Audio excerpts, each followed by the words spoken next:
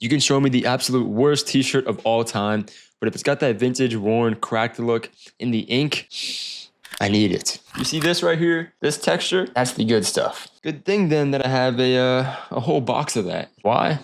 Well, let's find out. This looks better than this.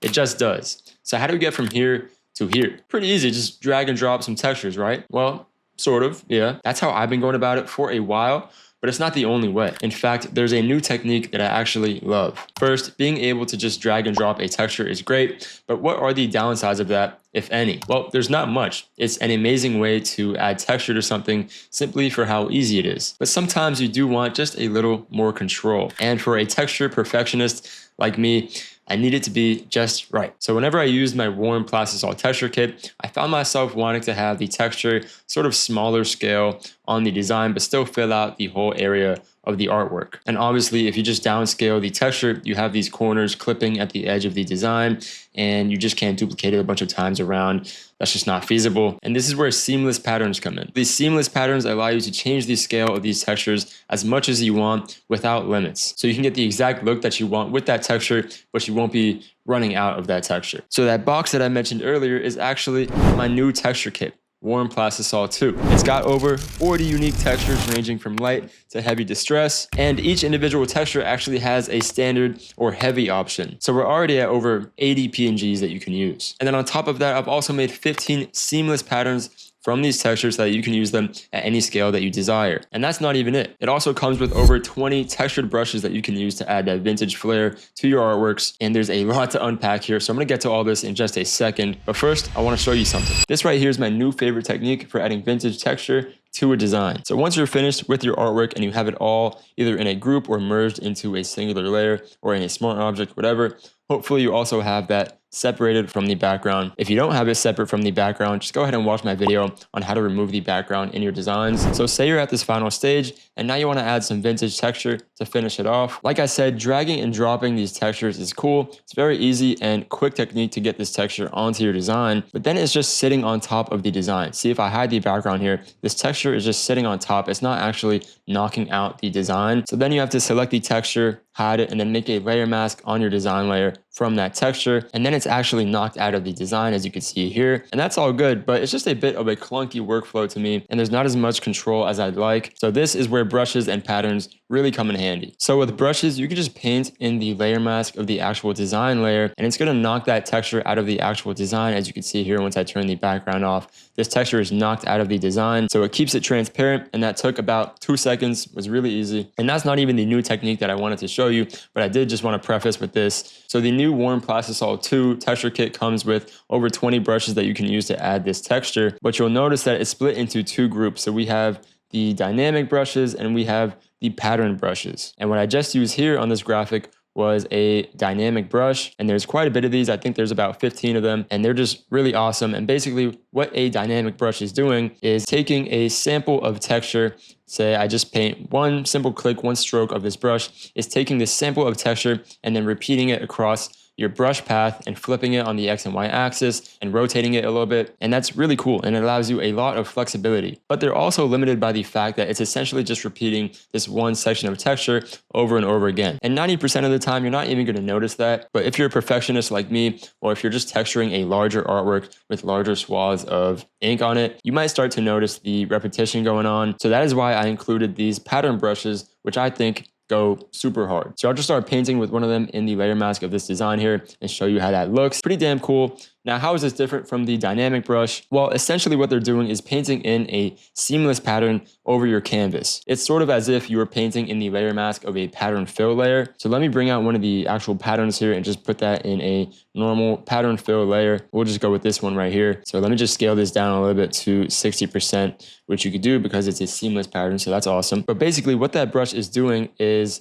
say you have this pattern fill layer and you invert the layer mask so it's all black, you can't see any of it, and then you're taking a brush and painting in that layer mask where you want that pattern to be. I'll set this to multiply so we can actually see what's going on. So essentially you're just painting in a texture over your canvas instead of repeating the same section of texture over and over again. So these pattern brushes are actually linked to a pattern, and the really cool thing about it is that you can go into the brush settings of this brush by clicking on this little folder icon up here. This will bring up the brush settings, and from here you can change the actual scale of the pattern or the texture. So just go ahead and click on the little texture box over here, and when we start messing with the scale, we'll see exactly what that does to our texture. So let me just paint in a brush stroke here with the default scale. Then I'll turn the scale all the way down to, I don't know, something like 40, and now I'll paint that in down here. And so now we get to paint in basically a full texture onto our design, and we get to choose the scale that we want it at. And that's using only the brush tool, but is linked to the actual textured pattern. And this is awesome for two reasons.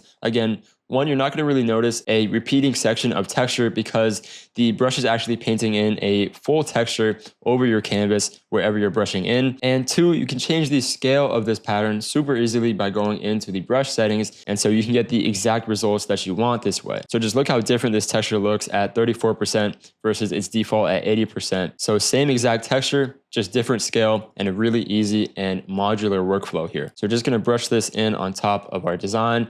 And that looks pretty damn good. And I love that because you get sort of a large base of texture across your design. And of course, we're doing this all in the layer mask. So we're keeping the design fully transparent, is being knocked out of the design. But then also you can go in and perfect this by adding accents and little other pockets of texture with the dynamic brushes. So using the dynamic brushes, you can either add, full swaths of texture across your design, or you can use them in tandem with the pattern brushes and just add little pockets and accents of texture throughout your design here. So here I'm just painting in small parts of the design with this medium crackle brush. And so now we have that sort of base fade of texture coming from that pattern brush. And then we went in with the dynamic brushes to add some little accents and pockets of texture like these cracks here.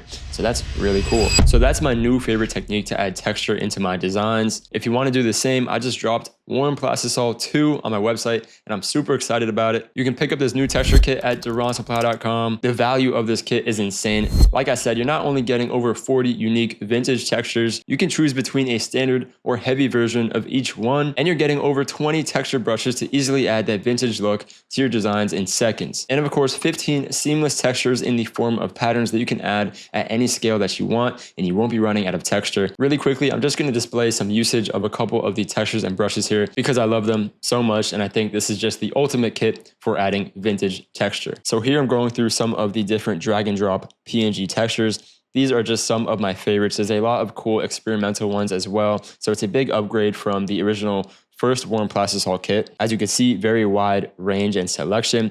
I've given these out to test to a few select designers, and I've had a lot of good word coming in. I really can't wait to see this being used on big projects for big artists. Here's me using some of the dynamic brushes as well. These are just awesome. I can't wait to use it on future projects for myself. I feel like I've got a fun new toy, and I'm excited to use it. I think it's such a versatile and easy way to add that texture because, again, you could do it just inside of the layer mask of your design, and it knocks that out of your design. So you're keeping everything transparent. And finally, here's me playing around with some of those seamless textures, those patterns, and just having my way with the scale of them, which can yield some really cool results. I really enjoy turning them to a lower scale to get a large base and kind of fade of texture across the whole design. And by the way, huge shout out to @GrizzlyVictory on Instagram for sending me some of his designs to showcase these textures on. He's one of my favorite merch designers at the moment, so go give him a follow. He's just a beast. So yeah, that is Warm Plastisol 2. The sequel. I honestly don't think you'll ever need another vintage texture kit again. If you want 15% off of this texture kit, go ahead and use the discount code YouTube15 at checkout for that 15% off. And please tag me in whatever artwork you make with it. I'm always excited to see how you guys use my tools on your designs. And finally, don't forget to like this video if you like the video, and subscribe to the channel if you like me. I post videos like these every week to help you become a better designer. So I'll see y'all in the next one. Peace out.